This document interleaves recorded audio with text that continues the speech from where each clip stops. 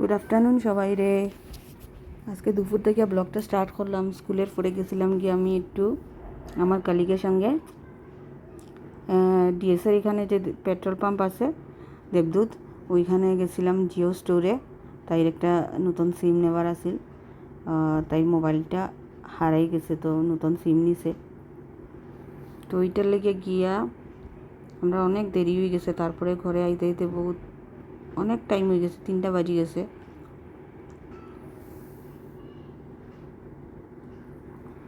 তো সব কিছু ডকুমেন্ট সব কিছু দিয়া এই যে আমরা ডিস্ট্রিক্ট লাইব্রেরি নতুন করে বানানি, ওর মনে তো ওর খুব সুন্দর হইব।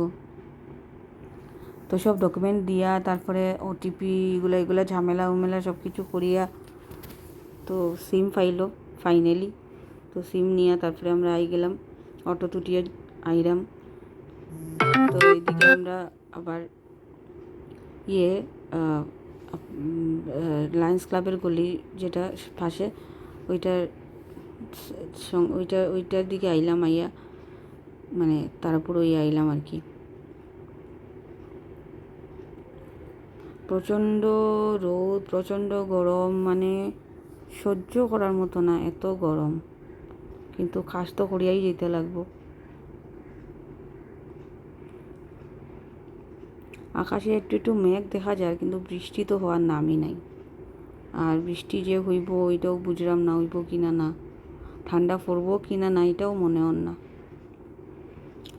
দুর্গা পূজা গিয়া, লক্ষ্মী পূজা গিয়া, কালী পূজা আইজার, কিন্তু ফিল ওর যে এখনও দুর্গা পূজাই আইসে না। জানি না, আমার তো এরকমই ফিল ওর যে দুর্গা পূজাই আইসে না।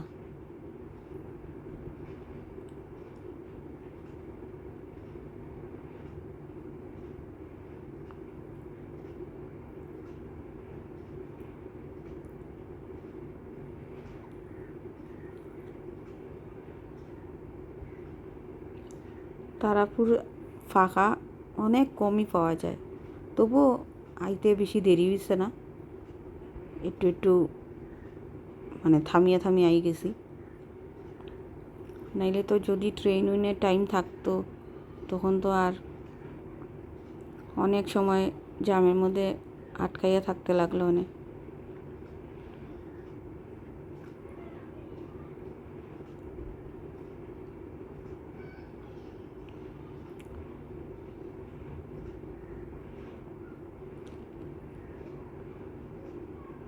সোমবারে কালী পূজা, কিন্তু মানে পূজাই যান না যে কালী পূজা আই গেছে।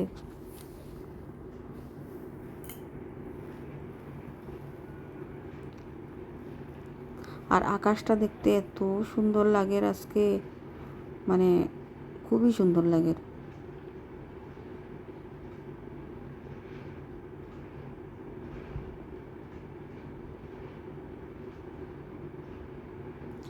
কিন্তু একটা মজা হইল গিয়া, মানে কাপড় চোপড় খুব তাড়াতাড়ি শুকাই যায়।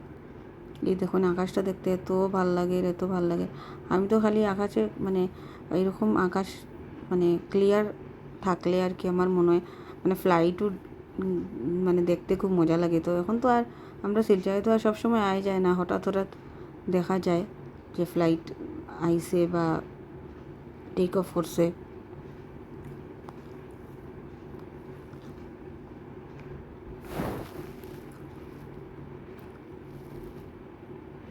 তো হনুমান মন্দিরের সামনে আই গেলাম।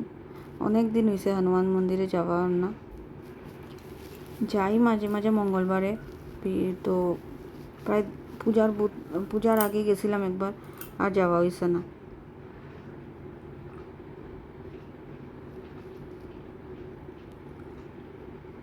ওই যে আমরা কলোনির মধ্যে, অ্যান্ডি কলোনির মধ্যে প্যান্ডেলও বানানি শুরু হয়ে গেছে। সব জায়গাতেই মোটামুটি শুরু হয়ে গেছে, কারণ আর তো বেশি দিন নাই, 4-5 দিনের মধ্যেই পূজা।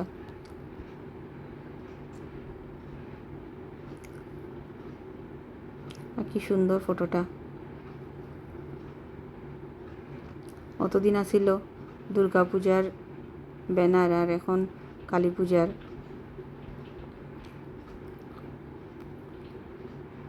তো এখানেও পূজা হয় একটা।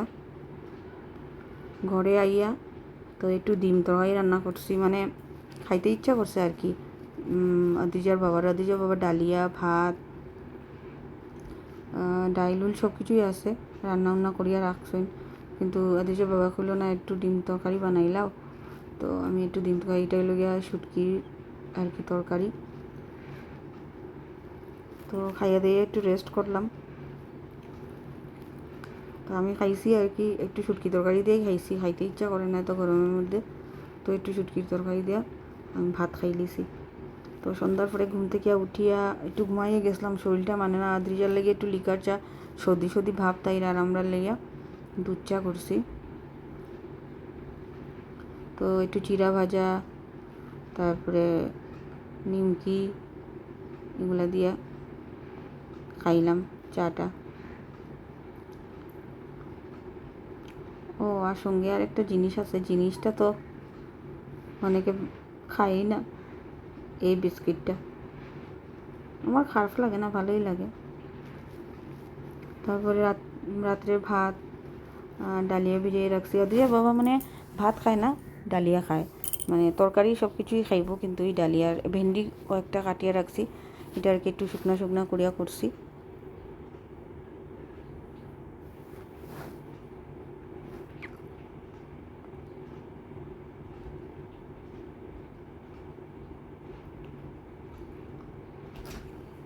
তারপরে ওই একটু ভেন্ডি যে কাটিয়ে রাখছিলাম, এটা একটু দিয়া কালি জিরা ফোড়ন দিয়া, একটু হলুদ আর জিরা দিয়া, আর মশলা টশলা কিছু দিছি না, অল্প হলুদ জিরা দিয়ে করি লইছি।